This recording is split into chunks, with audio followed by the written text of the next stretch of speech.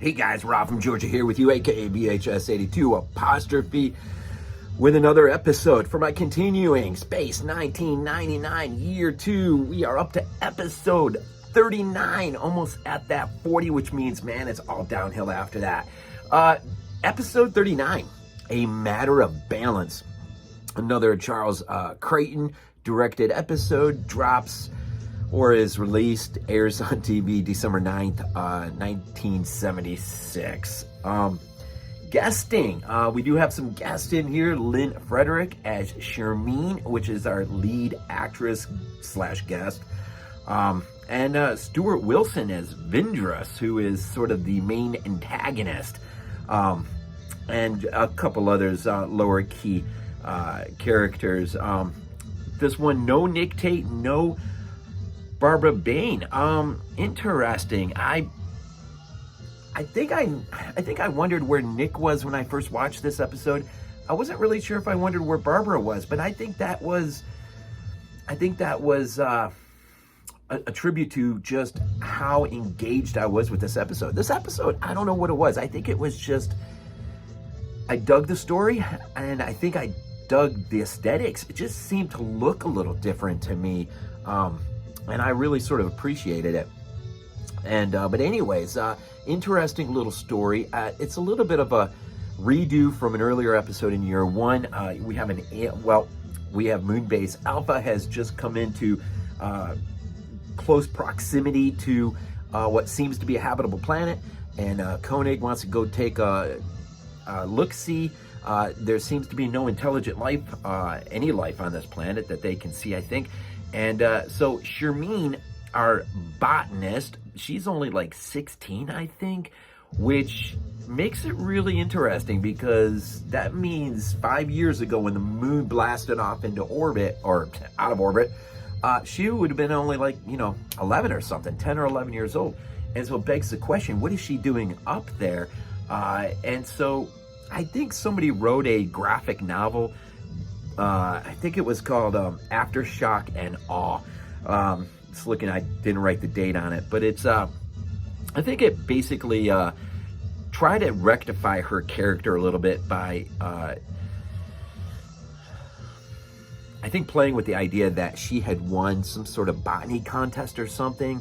And so as a reward, she got to actually go to Moonbase Alpha and visit. While she's there, the disaster happens and the moon is launched off. And so, but it's too bad that being part of such a traumatizing thing at such a young age, it's too bad that the writers didn't really think through that. And her character really could have been just a little bit more layered or deeper, which would have been interesting. But she is still young, and she's got a huge crush on Tony, which is funny. It just leads to a lot of funny interactions, and which Maya just gets absolute kick out of. There's no way she's jealous or anything. She just gets a kick out of it. And so, but she is Shermeen, just as Koenig is radiating the go take a look-see at this planet. She is met by an alien entity presence who has been, as well as others, imprisoned in this antimatter world, but he is able to capitalize on the fact that she has this crush, the fact that she's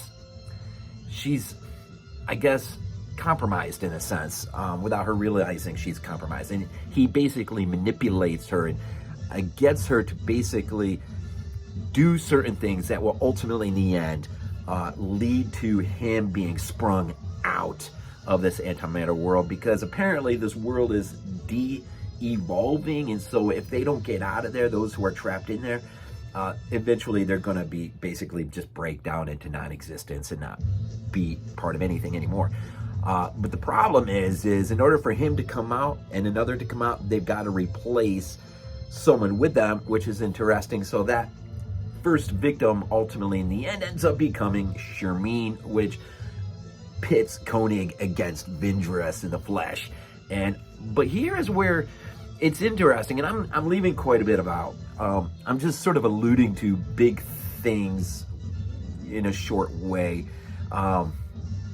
Shermeen does do some things that goes against what you would expect as her normal character in order to set things into motion so she can be part of this expedition. So basically she can continue, not that she's really aware of this, but that she is going to be manipulated continually by this Vindrus character.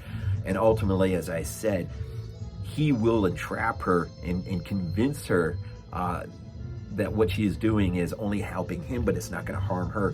And so when Koenig and him leads to an interesting moment where Maya, I think this is one of the most intriguing shape-shifting changes she undergoes, and that is to basically trick, if you remember Superman 2 and how Superman was able to trick the three into that uncompromising or compromising position without knowing that things have been switched in a way that he would retain his powers, but they would lose theirs. So in a sort of a weird, interestingly same way, Maya changes into Shermeen to trick Vindrus, which works.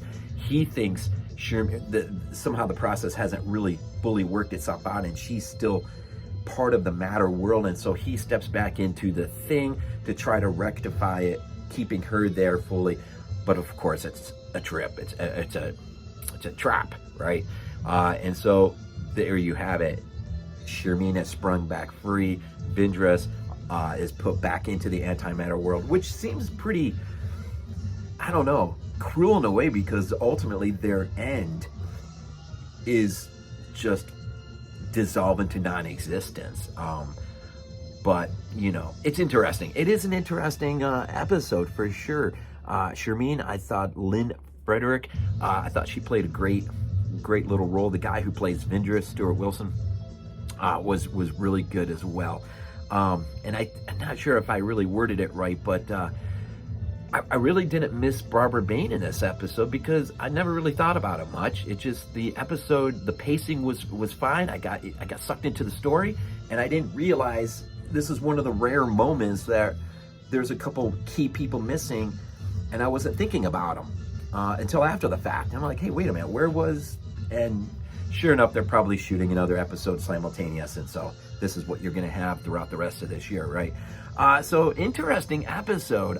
It just, like I said, aesthetically, it just had this look, and the way the pacing, and I guess just the way the story was laid out, even though it was, the writers really could have done a better job thinking their way through the plot, in terms of Shermeen and her character and a few other things. But in the end, I thought it was great. But I'm going to go ahead and wrap it up there, and apologize for being a little bit short, but kids have had strep all weekend, and it's just been a long weekend, and really need to get back to taking care of some business and stuff. But anyways, I appreciate the support. We are episode 39 again, moving on into 40, and on our way to the end of year 2 and the end of Space 1999. It's been a great trip, but we still got some time. So don't forget, Shout Factory put out an absolute gorgeous box set, and don't forget Kenneth Muir's awesome reference guide for this show. As always,